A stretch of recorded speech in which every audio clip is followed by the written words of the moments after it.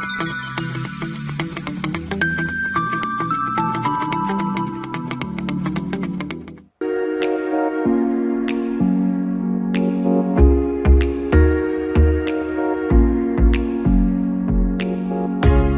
everyone, welcome to the video lecture series of data structure. Our today's topic is application of stack, and in this application of stack we are going to learn about the recursive application that is known as Tower of Hanoi. Hi, this is your instructor Janice Shah. So let's begin with today's first topic that is known as Tower of Hanoi. Students, Tower of Hanoi was nothing. It's a game which we used to play in our childhood. If you remember that you must play this game, that you have three roads over there. You just need to place a smaller ring above the bigger ring. And the rule is that you cannot place a bigger ring on the smaller ring. Okay, so this is a normal game that we used to play this, in which we just need to move our rings from one pole to the source pole to the destination pole. Okay, so here what is our problem? Our problem is to move all the rings from the source pole A to destination pole C. So here two rules, we need to focus on the two rules of the Tower of Hanoi. The rule number one is that at a time, students, you can move only one disk or only one ring. If you have, this is a pole, if I have the one larger ring over there, then the medium ring and the smallest ring above it. Okay, so this is my pole ready with the all rings of the Tower of Hanoi. Then from this particular source pole, I need to move all these three rings to the destination pole. But during the moving of these three rings from the source pole to destination pole, we need to take care of these two different rules. The rule number one is that, student, you can move or you can perform only one step at a time, and second is that you cannot place the larger disk on the smaller disk, or we can say the larger ring on the smaller ring. Fine. So just take care of these two different basic rules of the Tower of Hanoi, and let's start to understand it, the algorithm. So as this is a recursive algorithm, this is a part of the recursion example. Okay, you know that each and every recursion function has two different cases. The one is a base case, second is a recursive case. In the base case, that means the algorithm stops at one point.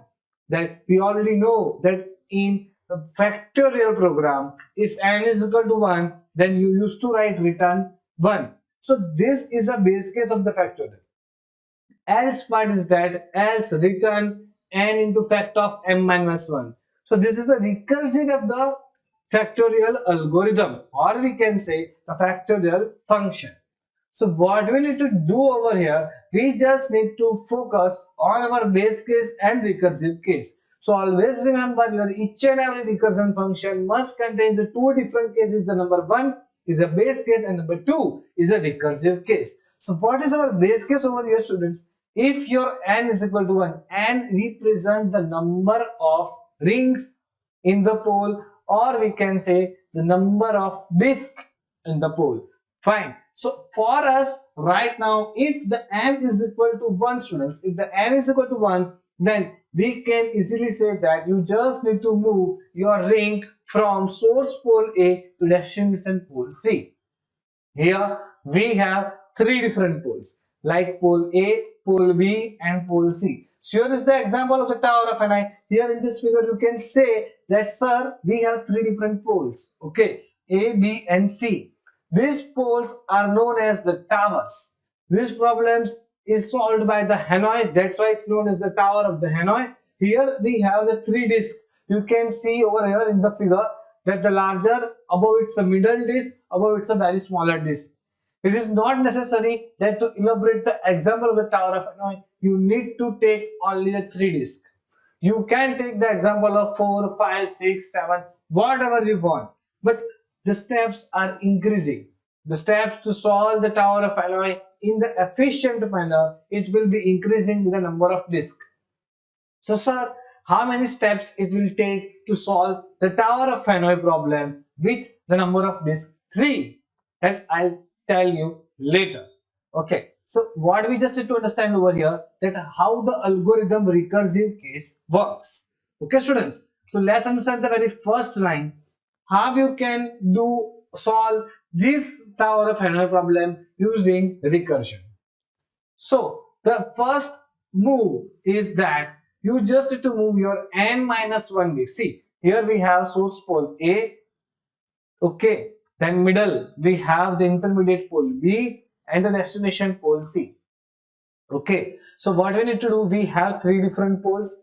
What is our goal? Our goal is to send or transfer all these three disks from the no pole A to pole C. So how, it doesn't matter whatever the number of the disks are there in the pole, you just need to focus on these particular three steps. The number one step is that you need to move your n minus 1 disk. You need to move your n minus 1 disk from source pole A to destination pole C? No. Yes. You need to move your n minus 1 disk from source pole A to destination pole B. Okay, not C. The very first step is to send n minus 1 disk from source pole A to destination pole B. At the time to apply this operation or to perform this operation, we use C as an intermediate pole. Now, the second step, as you have already transferred the n minus 1 rings from pole A to pole B, so only one ring is left, correct? So, you just need to transfer this one ring directly from A to C, but to perform this operation, students, you have to take node B as an intermediate pole. Fine. Now, the third and the last step is n minus 1 rings. So, you need to transfer the n minus 1 rings from pole B to pole C by using pole A as an intermediate pole. Okay. So, sir, what do we mean? What do you mean by the intermediate pole? So, students, intermediate pole, that means here we have the source pole and the destination pole. In our regular example, we have A as our source pole and the C as our destination pole. But during the recursive cases, it might be possible that you need to take A as an intermediate or B as an intermediate or C as an intermediate. It might be possible the source and destination pole will be changed.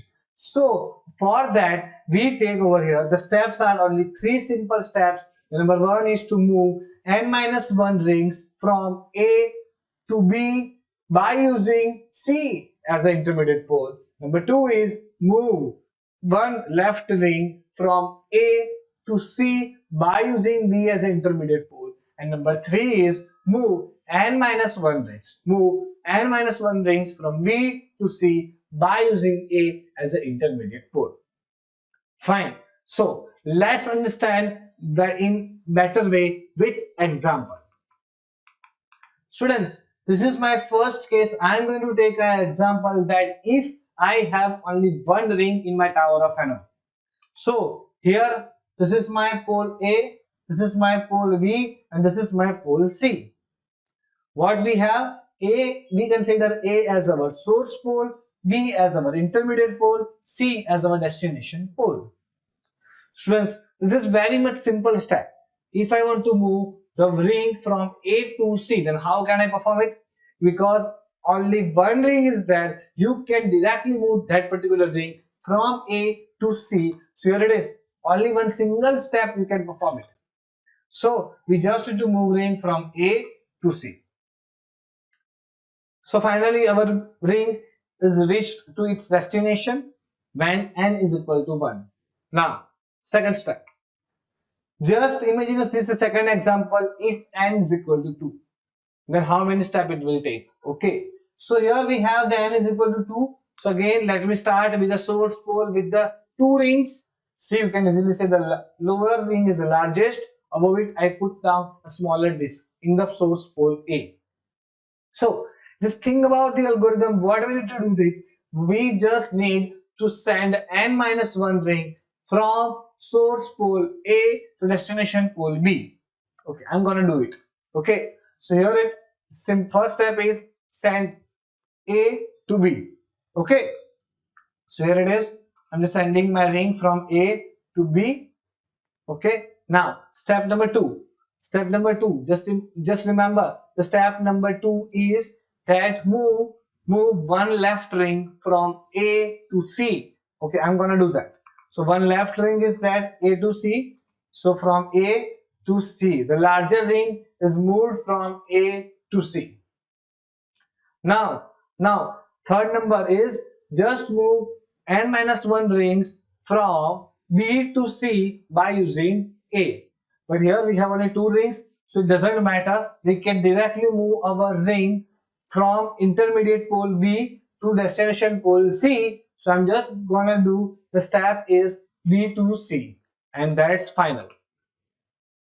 So in just three steps, I can perform this operation when n is equal to 2. I have directly sent the all disk or all rings from source pole A to destination pole C over here. Fine. So it will take or it takes only 3 steps. Let's understand the next one is in a better way for the n is equal to 3. Usually you have to write this n is equal to 3 example in your exams because we need to elaborate the Tower of Hanoi with its algorithm, with the problem, with the solutions, and then with this example. Okay, so what happens when n is equal to 3? Okay, students, when n is equal to 3, what do you need to focus on it? That you just need to perform the very first step, that is send n minus 1 rings from A to B by using C.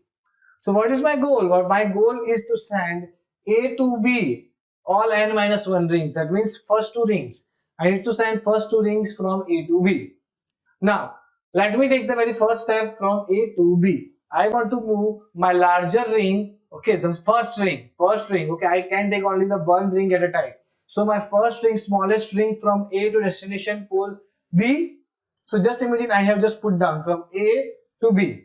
Step is done. Okay. Now, second step that I want to perform is I need to send the ring from A to C. Okay. Now, I need to send the middle of the ring from A to C. Now again C to B, is that possible? No. Why? We need to focus on that. We can place only the smaller disk on the form of larger disk. So we cannot put a larger disk on smaller disk. That's why I need to stop over here. I can perform only one step, and that is move from A to C. So my first smaller disk will move from A to C. Now, next step. After moving this from A to C, let me just move my intermediate, that ring from A to B. This is my second step of this algorithm. When n is equal to 3, I just need to move my ring from A to B. So here you can see we have the 3 different rings. The largest ring in A, intermediate ring in B, the smallest ring in C pole. Now, what to do? Our goal is to perform in step number 1 of the algorithm. Our goal is to perform send n minus 1 rings from A to B with the help of C. And we are going to do that. See, here now the next step will be C to B. C to B. Sure it is. Next step is C to B. Now my smaller disk is going to be placed on the intermediate disk, that is C to B.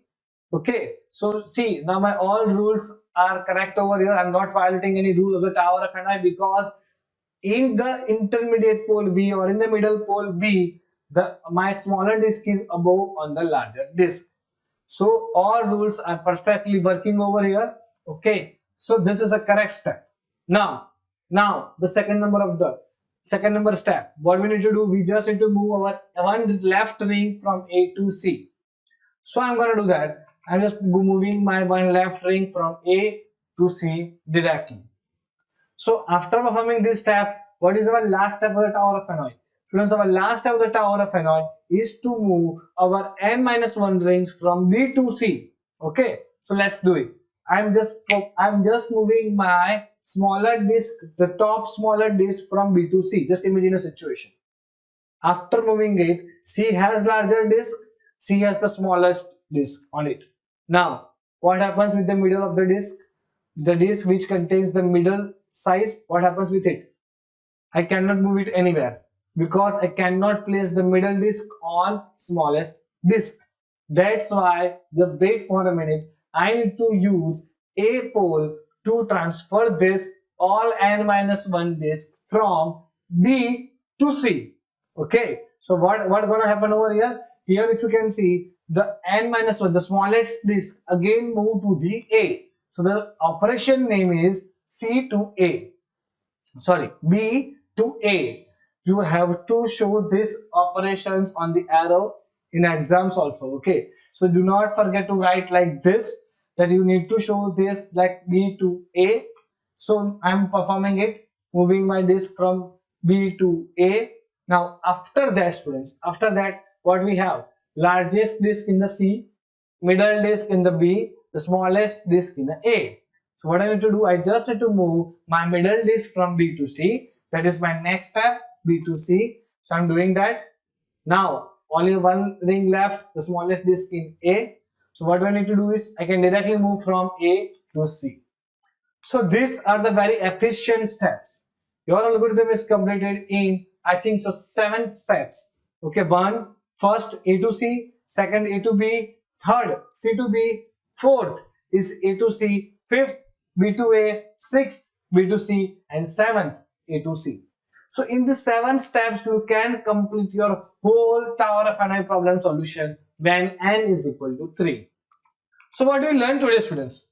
We learned about the Tower of Hanoi problem, its algorithm, and the example.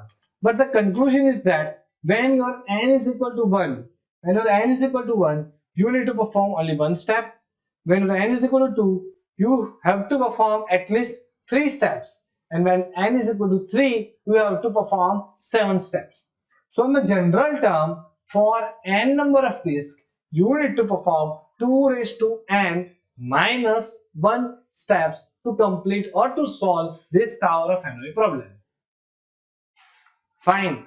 So that's it to all understand all about the Tower of Hanoi. Do not forget to write or to remember the algorithms, steps. Okay, always show the n is equal to 1, n is equal to 2, n is equal to 3 steps when this problem asked in the exam. Okay, so if you have any doubt, anything in this Tower of Hanoi problem, then please feel free to ask me. Thank you so much.